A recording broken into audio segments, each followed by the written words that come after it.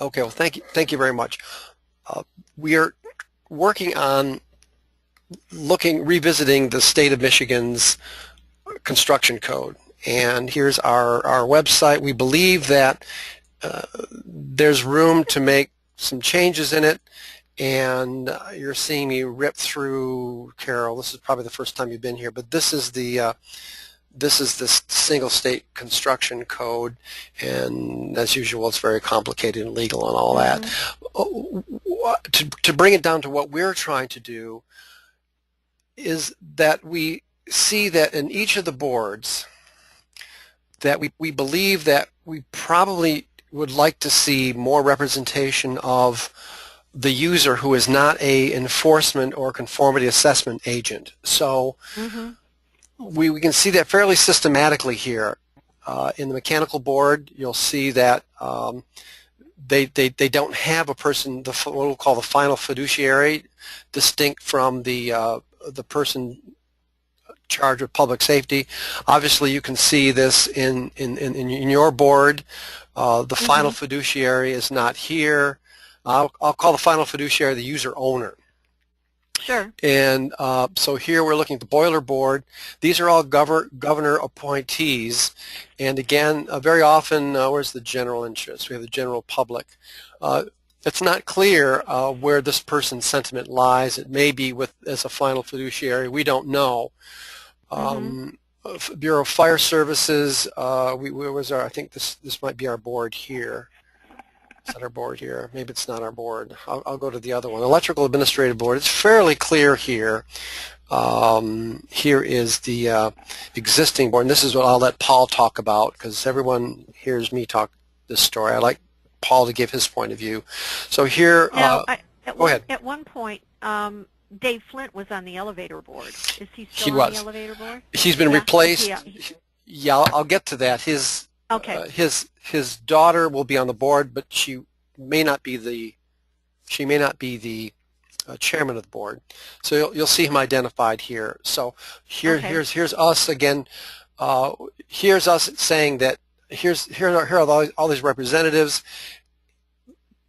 Ideally we see these large parts of the construction that are large purchasers of facilities or operators of facilities. Jim has been quick to mention that education has to compete with the prison industry for funding. I'm not sure if they're building as much as we do, but certainly they're paying as much. So this is the electrical board and the elevator board. I believe that we've got that somewhere on here. Did I? Looks like I might have lost it. What you've got there is signed by Dave Flint. So. Yeah, and then the plumbing board. Gee, it seems to me I lost some of these. In any case, our point is now to go back here is to install someone, and that's why your name came up as somebody who might be have the time. And I can't hide the fact that it's about 8 hours a month to follow what's going on and to drive up there. And so with that, what I'll do is I'd like Paul to come in with this point of view on an experience we had up at BCC. He understands general philosophy. I think he's close to the action for barrier-free, but also he was one of the people who came up with the idea that we really should be. Paul came to me and said, Mike, why does everything over $100 have to be inspected? And so from that, we've been working almost 1.5 years now. We're trying to get this. So I don't know if you know, in the state of Michigan, you have to have anything above that kind of level has to have an inspector. So we're asking to at least raise it. And so what I'll do, Paul, is if you don't mind, tell us a little bit about what happened up at talking with Irwin a couple weeks ago. And then I think I'd like Jim to come in and support our case that our industry needs to devote people, experts, considerably in a permanent way, because unless we can do that, trying to change the state law is not practical.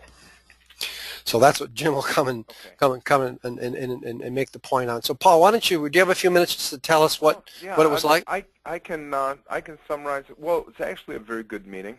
I I found that both Mr. Polk and his associate were very attentive and actually had a genuine interest in sitting and talking with us, which was kind of surprising since it was a Friday afternoon.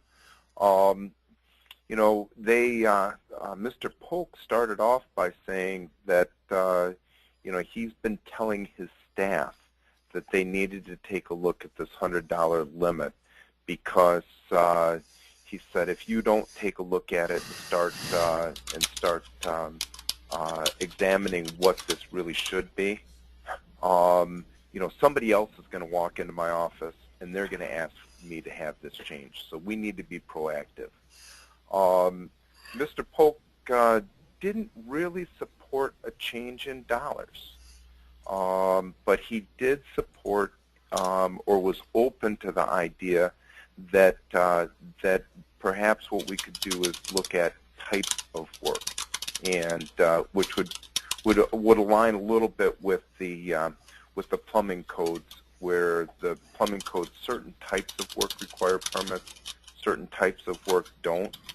I'm not sure that's in the best interest of the university because, you know, maintenance work that we perform doesn't require inspections. But you know, my thought on this is that you know, the $100 was put into place about 40 years ago, perhaps even, you know, 50 years ago, when $100 would get you an electrician for a day plus all the materials that they might need to do a job. So it's pretty much antiquated, and you know, it costs us as a university, even though we're playing with blue money, when I hire the inspectors from the university to inspect a project, it's a minimum of 1% of the job cost, or $75. So somebody that needs to have a $200 electrical job performed by my group is required to not only pay us the $200 for the work, but also a $75 inspection fee. So we're adding a lot of cost and not necessarily value. So we've just got an interest in the university's perspective of doing things safely, but doing things reasonably as well. I'm curious, he sounded as if a little bit of speaking of both sides, that there was a recognition that the $100 threshold was antiquated, and he had asked his staff to consider it, you know, addressing themselves to some type of revisions, but yet he was also seemed to be resisting to change the threshold, and instead directed to probably to consider changes based upon the type of work instead. Correct. Am I hearing that accurate?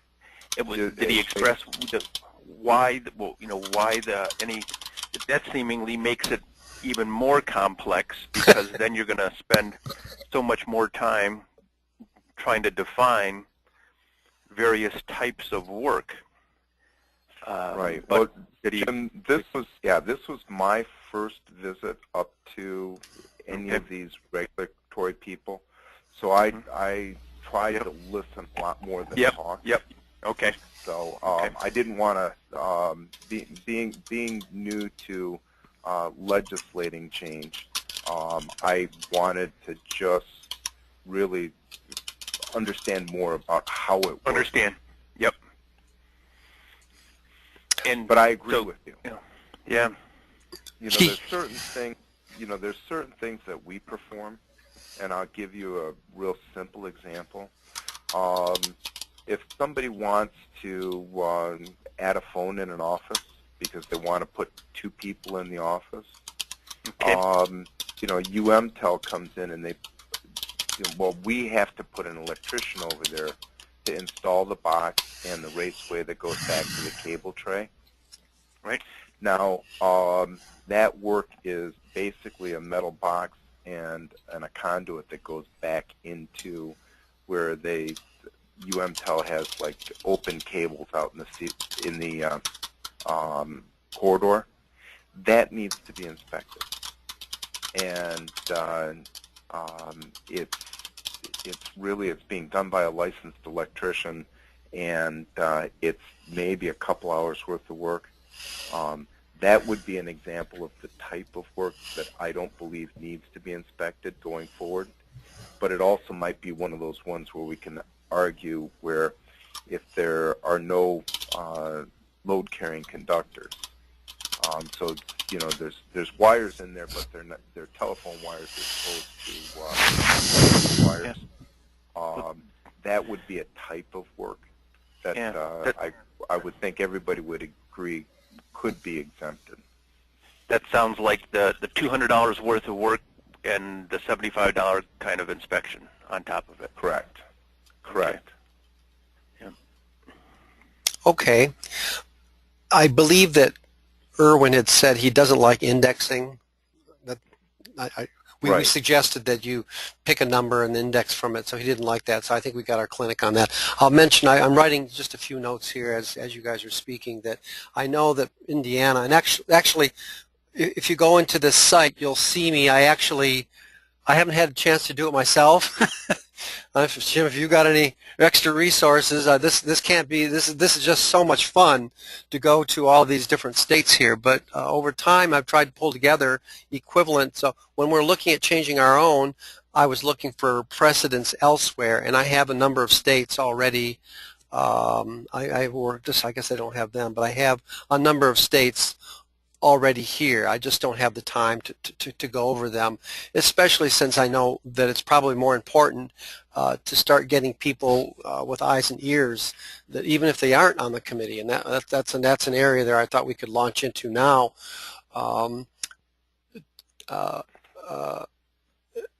Jim, we have these senior facilities officers meeting here in the first week of October, and we would like to be able to give them access to this clip, but also to make a statement that if you're interested in, if they're interested in controlling their costs, this is a very effective way to do it. But they're going to have to devote some of their best people, the most experienced people, to deal with issues that require heavy lifting and can only be done by a person in the sweet spot of their career, mid to the late part of their career. And that's difficult because very often they're managers, so that's the case we'd like to make at the MIAPA senior facilities officers. Yeah, you're absolutely right. I mean, this is changing state law is in this arena would be quite complex, and just as much as you've seen that the way that these boards are already dominated, by conformity agents and employee groups and the like.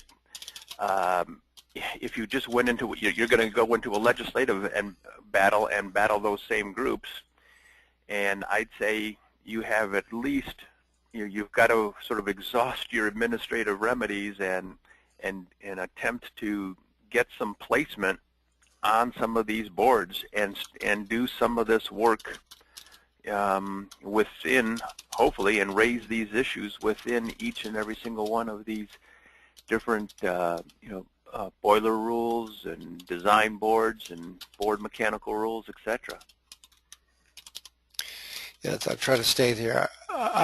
You said it. Let's use all these administrative remedies first, but I like to modify. Yeah, I think that's what you said first. Yeah. First, but I'm going to say before we attempt, and I guess I would suggest that we actually try to do both and learn along the way. And what do we say? Soften the beachhead, so to say. So Mike would ask, can we do both? Can we work at both ends? Can we work the problem? Can we work? Yes, you can. And and then, as I've said before, this is also important where MIAPA, as the organization, needs to come along. That this is not an effort that the University of Michigan is interested in taking on alone. And so, when you approach, or if there was to be an approach to the President's Council, you'd want it to be a multiple number of institutions recognizing the cost impact of these rules, and collectively bringing to the attention of the President's Council, for example, that this deserves and needs to be somewhat of a measure of a legislative priority or an advocacy, and so that it's a collective effort. It is, in fact, the President's Council, and not just simply the University of Michigan or Michigan State or someone else individually. Yeah, and that's where we're going to struggle, because every experienced person that I work with at Michigan State and Western, I think they've all been very cordial and have said, yes, this is something we need to do. But then when it comes to say, look, there's a meeting on Friday, and we need your person to prepare himself to look at the issues, and get to that meeting, and speak at that meeting possibly, and then come back and report about what the effect is. That's taking 8 hours. It could even be 12 hours a month during the season, so to say. And now there are other workarounds. You simply pay someone. Understand that that's what the incumbents are doing. I refer to the incumbents as the people who actually can afford to participate. These are the people who can afford. These are the people who can afford to participate because they make money on us. They build the cost of their getting there, and that travels into our cost structure. But we who are paying it, so we know this drill. Yeah, but can those users, and yes, you'd like them to be and commit some time to the board, but in absence of that, or another alternative, can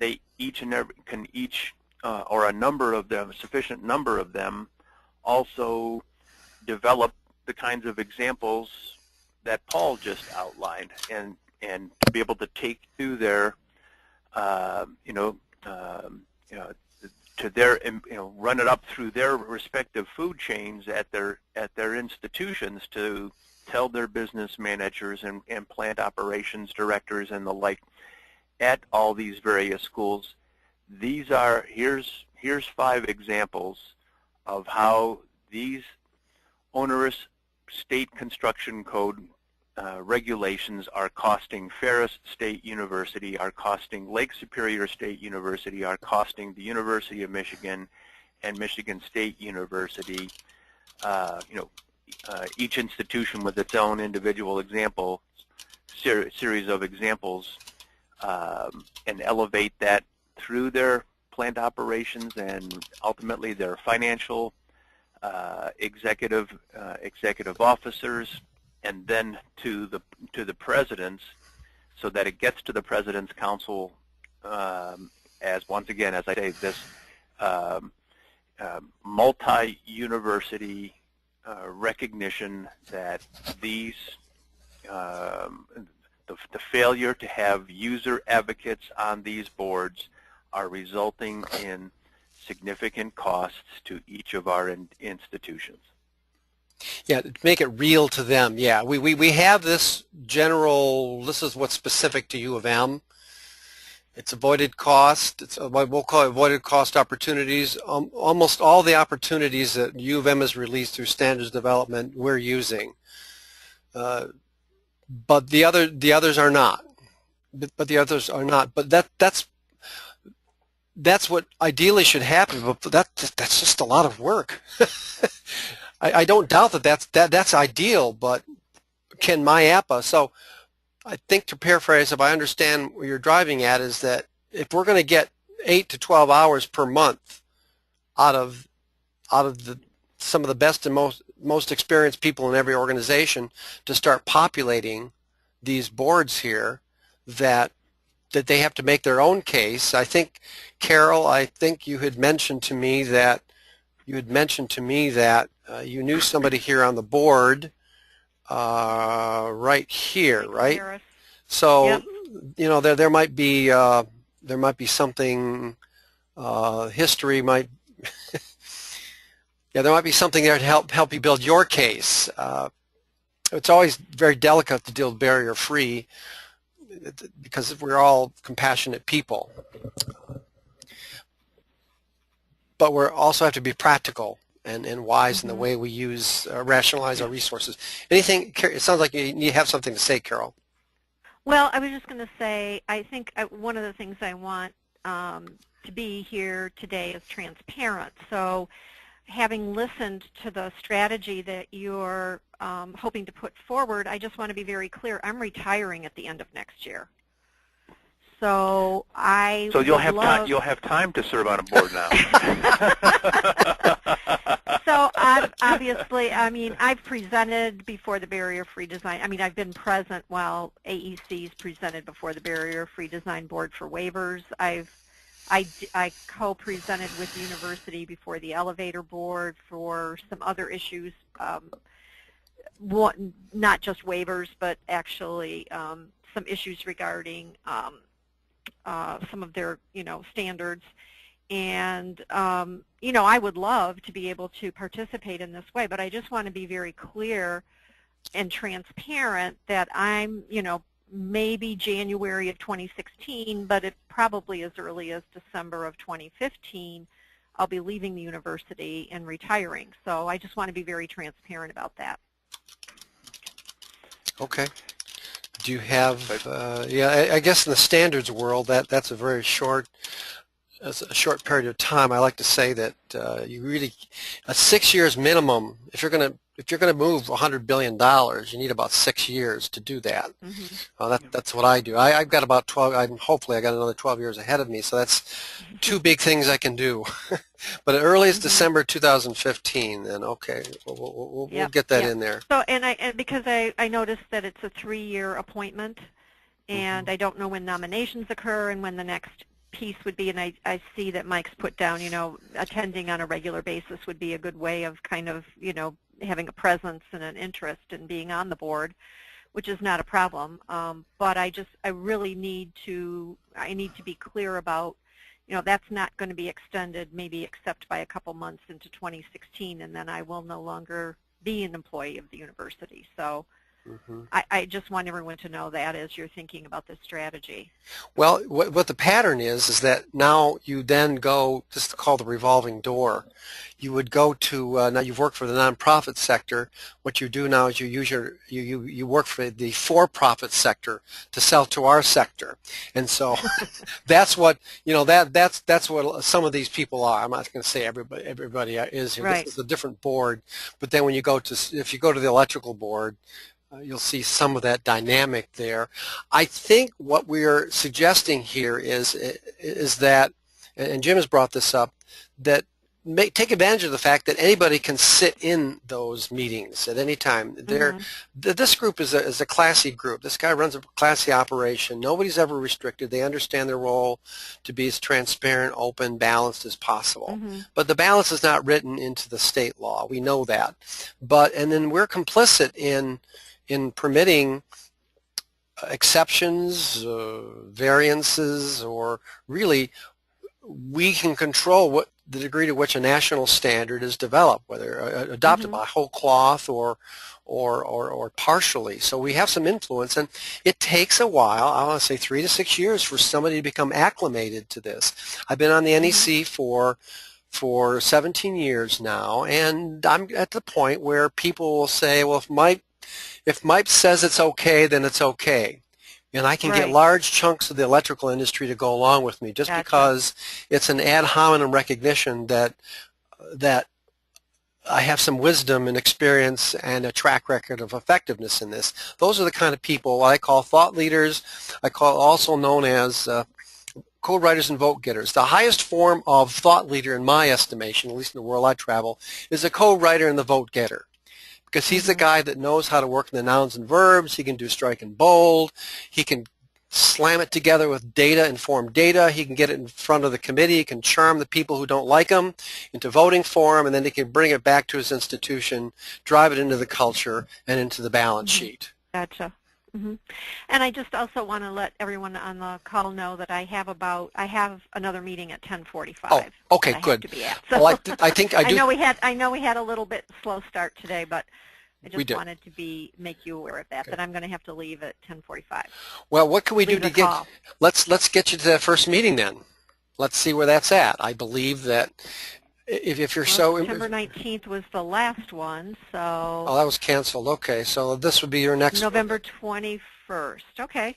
Yeah, and if you can. Friday, November 21st. Okay. So now I have to try to get some of my electrical people. What I've tried to do is, because of the proximity, is to work with Michigan State, but I don't think their management is ready for this yet.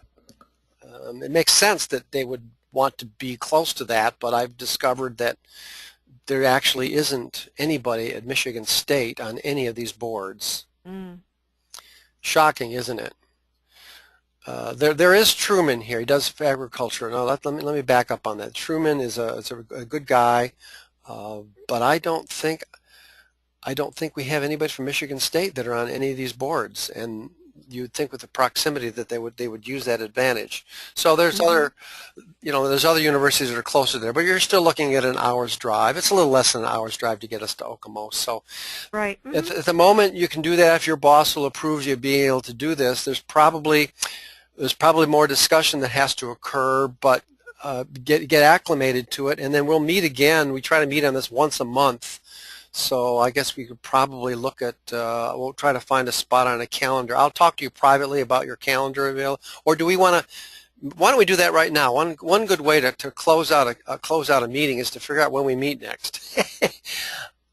What would we, how about, I'm guessing the 22nd. Are people available to talk about this again on the 22nd? Of October? I'm just flipping through my I calendar. do. I'm available. I'm available in the morning. How about 10 o'clock then? Okay. I'll wait Yeah, for your. I have a meeting that starts at 11:30. I'm not sure exactly. It hasn't been confirmed yet. But yeah, you'd be 10 free at o'clock 10? works. Mm-hmm. Yeah. Okay. Good. Let's try to keep to a half an hour. I always aim for a half hour. Okay. I would assume Okay. a half hour coordination and a half an hour actually doing something. So it's supposed to be an Right. hour. So let me do this. Jim, will you be at the ANSI? Do you think you're going to be able to get to welcoming our guest here? Is that? Yes. Now, you sent an invitation for the 3 o'clock, which is that? Now, I'd like to, if possible, if you, maybe I'll have to go and revisit the page, because wasn't there going to be some discussion, or was Rich and you going to present some level of discussion about the broader topic at the IAMPA meeting? We are, and I'm trying to get that item also. I believe that it's going to happen after. What I heard is I thought it was going to happen before lunch. It'll happen after lunch. And so you and I, Jim, can coordinate a bit on this. I know Carol probably needs to skitter off to her other meeting, but I think we have a time slot right now. But I will look forward to more conversations on this. Okay. And I've got it on my calendar to go to the Barrier Free Design board meeting on the 21st of November. Perfect. We'll talk a little bit before Okay. then. And Paul, I'll see you around. Jim, I'm going to stop the Okay. recording now. Thank you very much, ladies and Okay. gentlemen. I'm Okay. going to stop. All right. Thank you. Stay on the All line. right. Jim, could you stay on the line? Yep. Okay. Yes. I'm just going to stop the All right. recording. All right. Well, welcome, colleagues. Thank you very much for your time and attention. As always, we promised a 30-minute teleconference. It might be a bit unnerving to see how fast we march through all this, but we always hope the outcome after 30 minutes is at least an agenda item, ideally coupled with data that's placed on a technical committee agenda. But of course, that's not always possible. Sometimes ideas have to gestate for a while, and that's probably the case with today's topic, where we'll be focusing principally on the drinking water standards. And we have the pleasure and the privilege of having one of our experts from NSF International, on the call today. Monica, do you want to introduce yourself? Hello, I'm Monica Leslie. I'm the Secretariat for the several of the drinking water joint committees, which is our consensus body for our drinking water standards, drinking water additive system components, which oversee standard 61 and the standard 372, which is the low lead procedures, and then our drinking water treatment units and drinking water additive treatment chemicals as well. So, Monica, I'm not sure if you would like to, but while we're talking, if you want to call up a part of your screen you're comfortable with discussing this, just let me know. We'll cut over to your screen. But before we do that, Alan, I'm with Alan every other week. He's a faithful guy, and he and I managed to keep up this communication link fairly strong. Alan, do you want to say something a little bit about yourself? Hi, Alan Rose, and like Monica, I'm the Secretariat for various joint committees at NSF. The ones that we typically talk about here when Mike and I get together are, well, it's primarily been biosafety. There's been a couple of discussions about food safety, but mostly it's biosafety cabinetry, and that is standard 49. Okay. So for our audience, you have access to this website. You actually have access to this whole agenda, and if you're interested, simply email me. I can give you a robust link. This is Google Sites here. Very often it's very hard for you to key this in, so if I send it to you, there will be another place where it's we have a cleaner URL, and you can come to this location and you'll see many of the issues very shortly that we're discussing here on that website. So it's a little bit easier to get to that one. So, okay, so the question has to do, today's discussion is largely the drinking water standard and the claim by the Plumbing Contractors of America that this new low lead pipe, valves, fittings, etc. will cost 20% more for the components.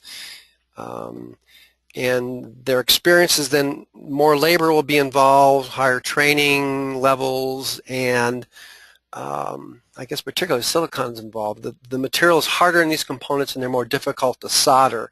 I'm not sure if you get into the nuts and bolts of that at all, Monica or Alan? I mean, the committee does. As far as the, oh, excuse me, I'm sorry, I've lost my screen there. Are you able to call up the 61 Okay. screen? Do you have the 61 screen there? With the standard 61 website. Right. Do you have that? It might be worth them seeing. How do I do that on here, though? I'm looking to see. Well, the other thing I can do, I can do it right here. Here's your list of standards. I'm sorry, I'm not actually familiar with this particular format interface on how to share my screen. Oh wait, there's an option. We're patient. Find it, Alan and I will maybe move ahead. You get it ready, and I can cut over to your screen where you're more comfortable. There actually is something down here. I kept some of the material that's relevant to this, and I believe that one of the we began to. Here's a cut sheet that tends to want to describe the whole regulation. Maybe that'll help others to see what we're talking about here. If I can get it up, there we go. So we heard about this late. My work group tries to watch to see what concepts are out there that affect our industry, and we were working on other issues. I'm not really sure, had we been able to follow this, if we would have had any influence over its outcomes. Clearly, you know, we're spending $300 billion on facilities, and I'll say 40% is mechanical construction and maintenance, so there's $120 billion, and then maybe the piping of a system of a building is something on the order of maybe 10%. So maybe, say, $10 to $20 billion is at stake for us with this regulation. And so here is the Plumbing Contractors of America telling us what the effect is going to be. Some of them are rather ambivalent. They understand that this will cost their customers more. They're concerned about that. And of course, it is an opportunity also, for making money. And so they're trying to be responsible with this cut sheet. So they're helping educate their customers here, which is a good thing. So are you able to, is there anything on your screen that you'd like us to see? No, but perhaps I could just give a little bit of the background, like a little, like a brief background on how, I don't know if that's what you're interested in Sure. or not, of how this came to be in the standard. Perfect. First Go ahead. Standard 61 and then 372. Originally, well, first of all, let me just explain what 372, Standard 372, is basically it's the procedure for evaluating the average lead content about for products. It originally was under an annex, under Standard 61, Annex G, and it was in there for over 3 years. It was put in there actually back in 2008 into Standard 61 as a result of the individual state regulatory requirements being promulgated, and that limited the amount of lead contained. So this was added into 61. And it was just the procedure for evaluating the lead content in these products. It was determined, though, by the committee that and approved back in 2010 that 372 should exist as like a standalone standard, and they pulled it out of 61 for a couple of different reasons. They expected that 372 might be useful for products that may not necessarily fall under the scope of 61. You know what I mean? That may not be alignment with that, and so it just provided greater flexibility, in its application. And because 61 and 372 are implemented in different ways, they've been adopted by almost all of the states. I think there's still a couple that have not adopted these. But it can vary from state to state and how that is, and it happens, and it allows individual jurisdictions to maybe have requirements for 372, but not necessarily all of 61, maybe just parts of 61. That's just the general idea of why that was put out as a separate standard. So when you say that they've been adopted by states, that means they've been incorporated by reference into a plumbing code? Correct. Adopted into law by individual states that for instance, state of California, like for instance, their water utilities, and public water supplies must use products certified to Standard 61. Okay, sure. Well, but you know what I mean. The way in which it's I can't speak to every individual state and the implementation and the laws, but they have been adopted by most of the states. Okay. Well, yeah, our understanding is that this concept was tracking early in California, as typical for the pattern out there, and that then this was broadened elsewhere. So I guess they were the alpha or beta site for this. And one consideration, so we know it becomes part of the law by reference. It becomes a referenced product and installation standard into the code, and the code becomes part of the law. So one of the so you'll see actually some thought about that from our contractors. So I think what they were trying to say here was that, at least in the state of Michigan, there doesn't appear to be any enforcement authority at the moment. Okay. And see, I'm sorry, I can't speak to that. There might be someone else I can defer to at NSF that you know what I mean, that from our business unit and our on the technical side, and implement, you know, our certification program that is more familiar with even at the various state levels and even locally in the state of Michigan. Yeah, I don't doubt that the NSF suite is a very well understood and respected suite, that the integrity of your organization usually is without question, and no, certainly I don't see any specific problems with the way the standard was developed. As always, we're looking for openings where we think we can rationalize some of our risk.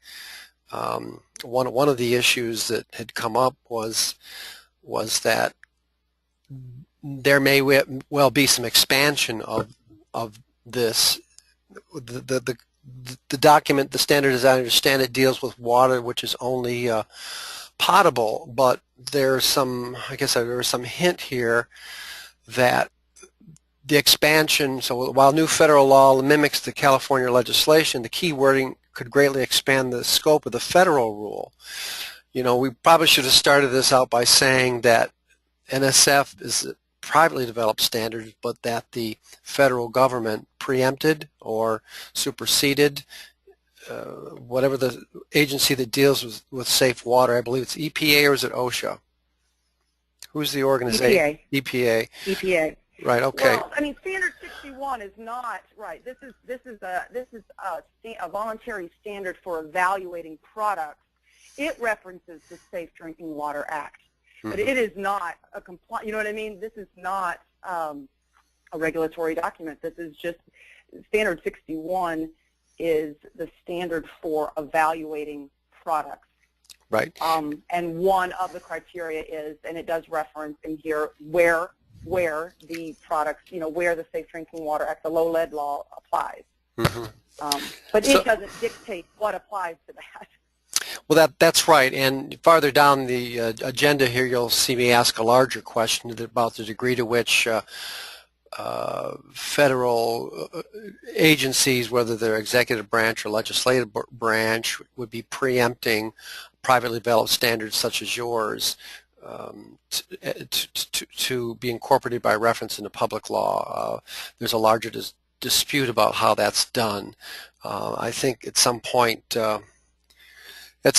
here, I do have a place and possibly even a presentation about how we have divergences in how the ideals of the American standards development process confront or work with or convene with or conform to the strategic objectives of the federal government agencies. So that's not our discussion today, however, but it's underlying it. So one particular area here, though, is one, even though we were unable to put in comments, if comments were to even been of any help, if this particular requirement was going to happen anyway, we might have been only one of 1,000 commenters to say this risk is out of proportion to some of the other risks we face. But one area here that we've been asked to look out for is that the definition of potable water. And if you look deep in the language, maybe it's not a garden hose or a shower or a toilet, but you know, if it's possible that you get, I know as a boy, when I played baseball, I could go up to any stranger's garden hose and drink water from it, and I don't think that's done anymore.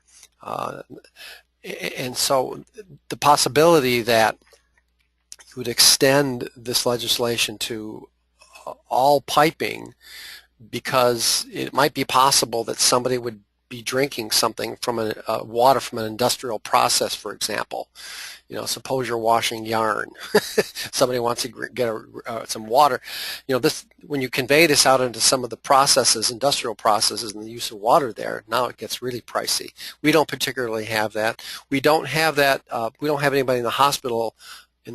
I actually invited somebody from the American Society of Healthcare Engineers to this call, but we're trying to be mindful of how the application of this law might might expand, and this might not, even this might not be something that NSF has any control over. Am I mistaken? If your standard 61 is just one where you provide a benchmark for measuring, that's correct. Well, we're not determining what would have to meet the requirement, and what the definition of what would be considered for potable water use.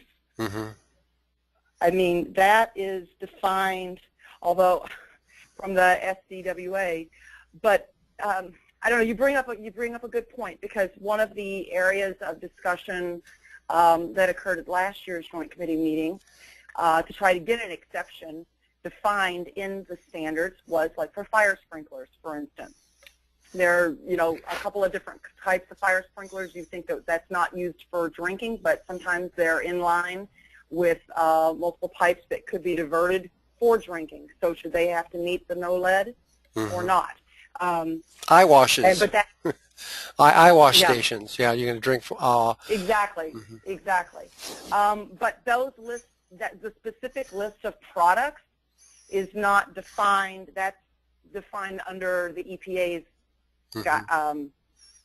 list. Yeah. Okay. All right. Not in the standard. Was there any discussion in the committee about the lowering of the lead threshold down to 0.25? I know it was higher before. That was in response to the law that was just implemented in January 2014. But this was that back in 2008 or 2010? I'm sorry, forgive. I'm looking at I'm going to try to find the exact date.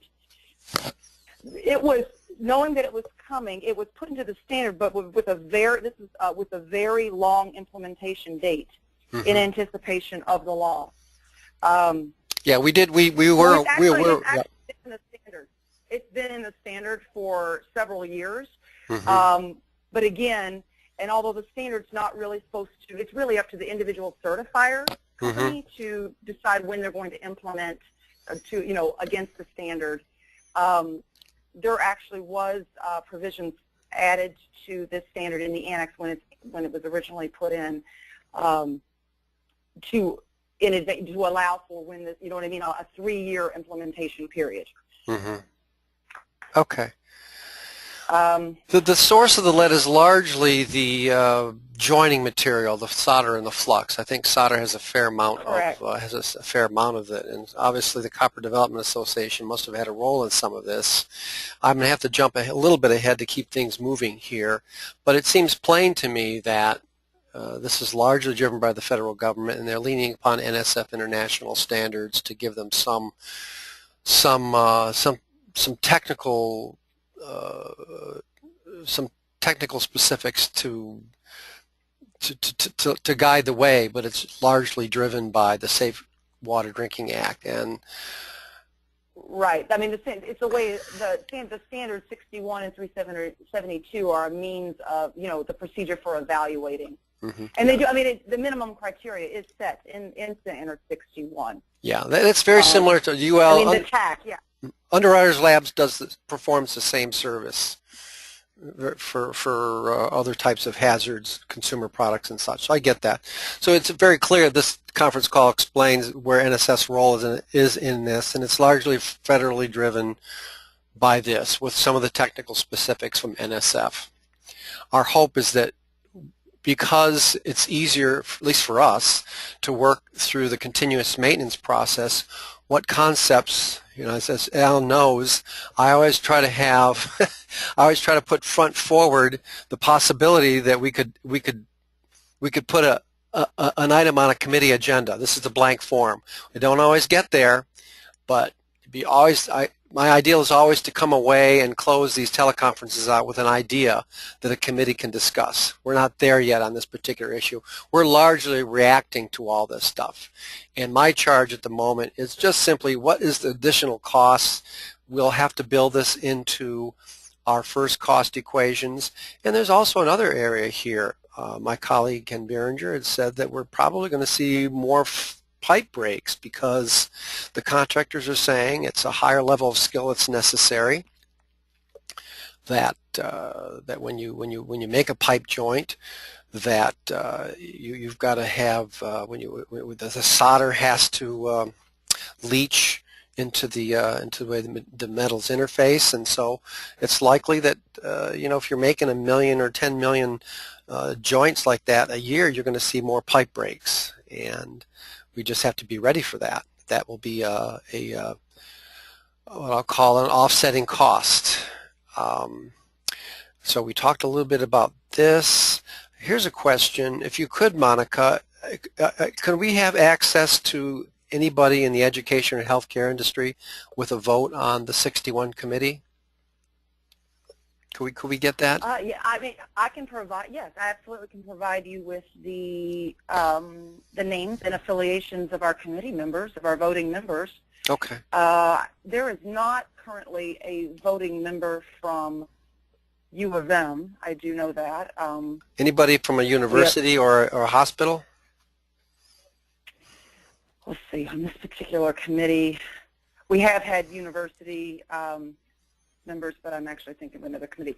No, mostly our public health regulatory and public agency representatives are from different state departments, public health departments, federal, what I call enforcement, conformity assessment professionals, I think. But also, actually, in the U.S. military, we have representatives from the Navy Marine Corps Public Health Center, which they are a user. They are not they are a user. Well, I wouldn't mind. Could I get those names then also? that would be nice. Sure. I won't do it here, but Alan is often flashed on the screen. I don't want to. We are coming. We have about 10 more minutes left. That he would flash on the screen what the proportion of users are. Usually, it's on the order of 10%. And of that 10%, I always like to ask the question: of those users, how many are actually paying for the outcome or the intended consequence or effect of this, meaning that person, the user owner, final fiduciary, the guy who's holding the bag for all these great intentions, he's rarely at these meetings. The people who want to teach out of it, professors, technical instructors, instructors for plumbing, the plumbing trades, they're also called a user. And we don't think that that's, and it's not your fault.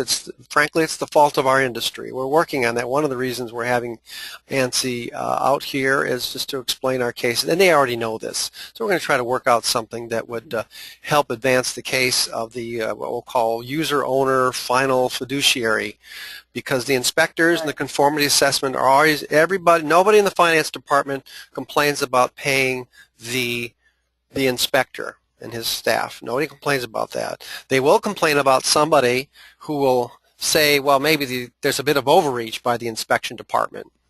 Nobody's paying his salary. So, and it cuts across the entire U.S. economy. So we're getting that fixed slowly but surely. So I guess these other... go ahead. I was going to say, I'm sorry. I was just going to say, in the case of the Standard 61 committee, this joint committee, the largest percentage of users for this particular committee would be the water utilities, local water utilities. They represent the majority of our users. Okay. Are using, so that. But I'd be happy to give you a list of the voting members and their organization. Okay. So I can just send that directly to you. Sure. Sure. I have to tell you though. It's just another piece of data that I use. Alan gave me a readout of, and I'm grateful for it. Is we were putting together a more comprehensive document that explains the proportion of user owner final fiduciaries, and it's endemic everywhere. And we're trying to get those folks, what I call them code writers and vote getters, funded. So, okay, I guess we have to march through more of this here. So what kind of proposals and comments are left? I'm seeing that committee is still in motion here. If I'm not mistaken, I think I saw some action here farther down. Maybe I didn't. 55, 60, that's 62 I saw. What, since you're close to the committee, Monica, what are they doing? Where are they in their cycle?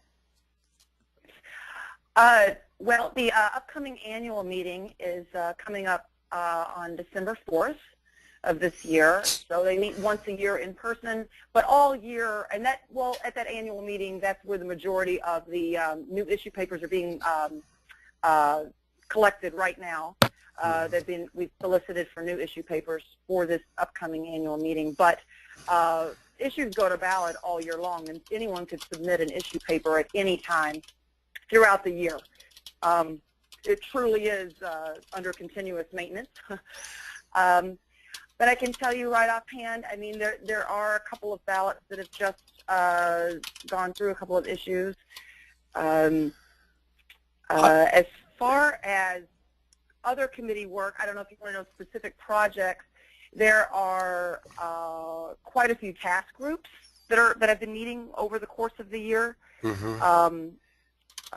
On all kinds of topics. We have a task group on copper tubing. That's a big issue right now to address copper.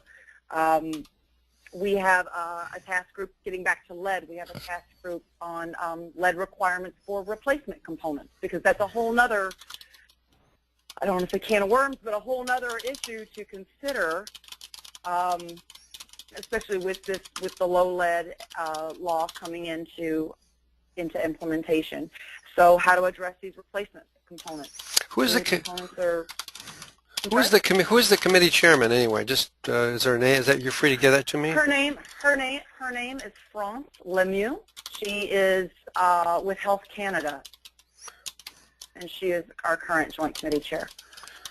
Okay, well, if we have people, we're not going to be able to. This is a bit of a fantasy on my part to think we could actually be, but it helps to know the action.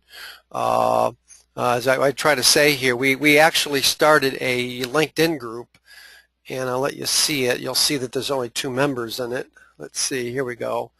Yeah, we thought to what degree can we get social media to work with us? And obviously, I have enough work to keep a staff of 50 going.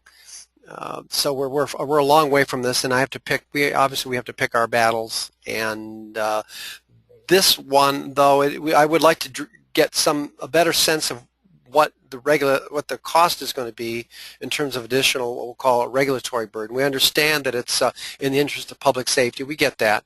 I'm not arguing about that. I just want to get a number together. And some of what you say helps help, at least my understanding, to how it got this way, what its origin is, and some clues as to what the effect might be upon our contractors and installers and the people who have to keep our pipes from breaking.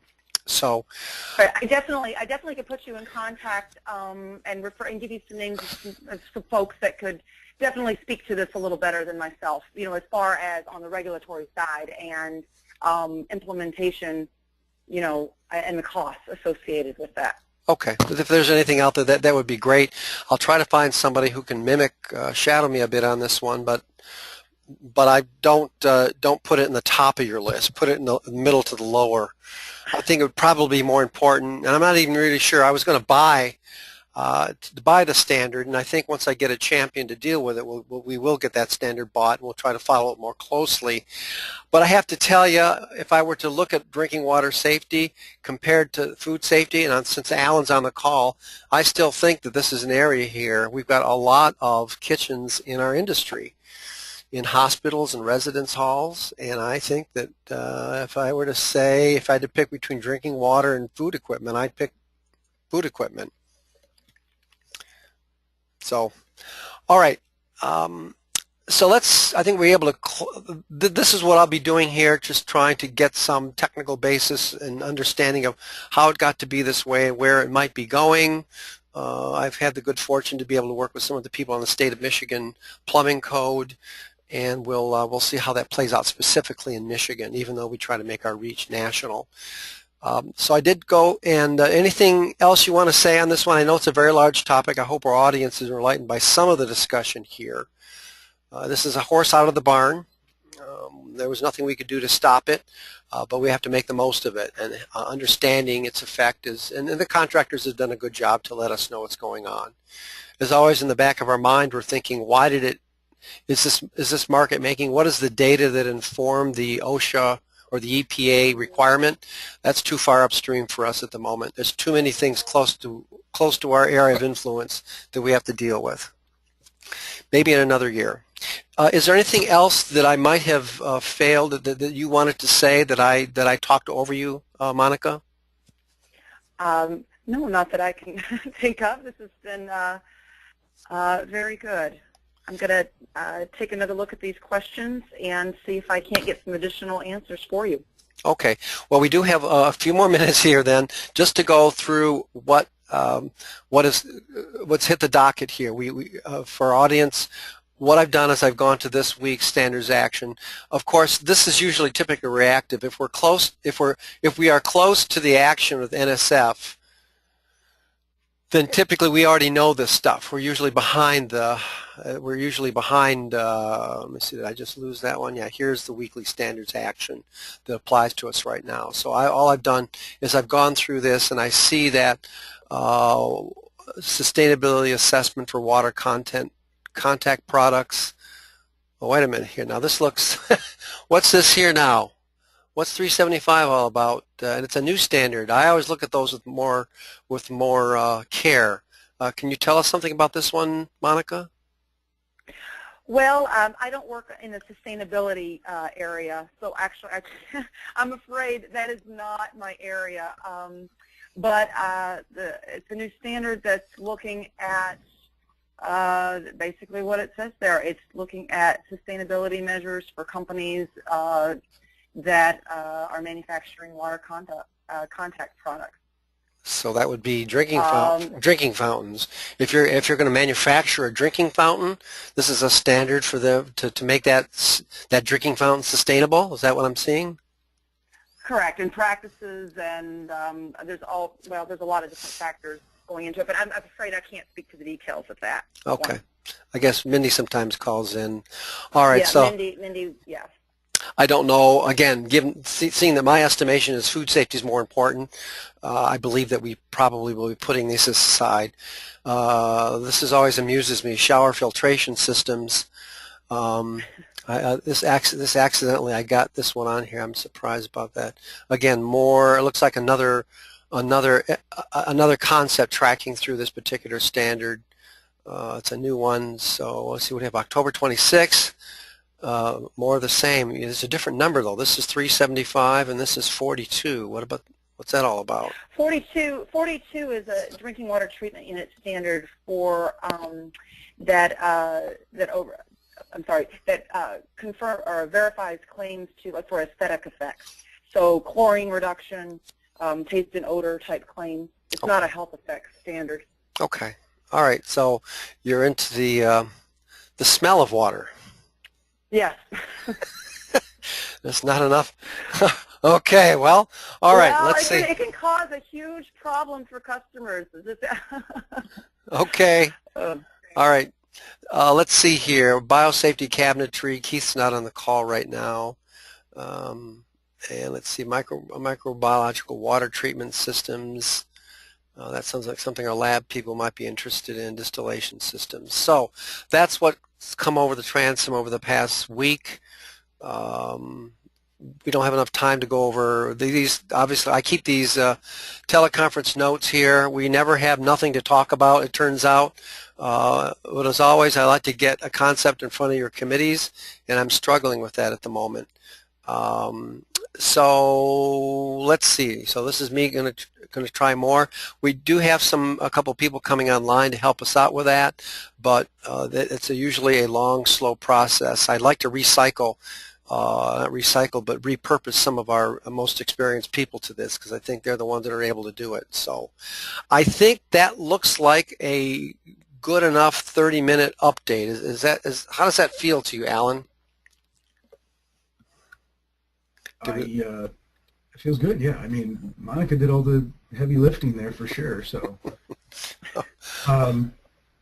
yeah, there's always, like you said, there's always stuff to talk about, and we usually do. So, There's a number of things in biosafety cabinetry that we didn't go over there. That's going to be published again in December, and we've got currently 13 issues being sorted out through the balloting process. Almost all of them are complete. A couple have not successfully passed and probably won't go in this publication, but so there's a lot going on there. There's related to food equipment. There's, the lead piece. There's a couple of ballots going through, a couple of the lower hanging standards related to food equipment. Mm-hmm. The whole idea of potable water, and I think if you read some of the language that's buried in there, it actually suggests intended for drinking. I'm not the content expert, as Monica said as well. So there's I don't want to interpret things that way, mm-hmm. but I mean I think Monica explained all that perfectly, and there's obviously tons of things we can continue to talk about, but we don't want a 5-hour video either, right? Right. I actually just got a reminder that I need to get on to another teleconference here at 10. So, okay, food safety and biosafety cabinets still remain upper priorities. This one here will follow. I think I can make a responsible recommendation to our people who are concerned about pipe breaks, for example, and additional costs. I think it's vetted well enough for the moment. And I'd rather see people on. Not that I don't want to see who's on that committee, but I would like to start rolling out, introducing the possibility that we'd be following some of these drinking water standards. So, well, thank you very much for your time, Alan. I guess I will not see. I think hopefully we will see you. We will see you. Will you be there also, Monica? Yes. Okay. Yes, I will. Good. All right. So, all right. With that, no more closing reflections? I have none. Okay. Great. Well, thank you very much for your time. Thank you very much. Okay. My pleasure. We'll see you. We'll see you in the meet space here on the 10th. That would be MEET. All right. Or would that be MEAT or MEAT? I'm not sure what that would be. So we're so used to meeting online. Yeah. Okay. Thank you. Thank you very much. Bye bye. Have a good day. All right. Bye now.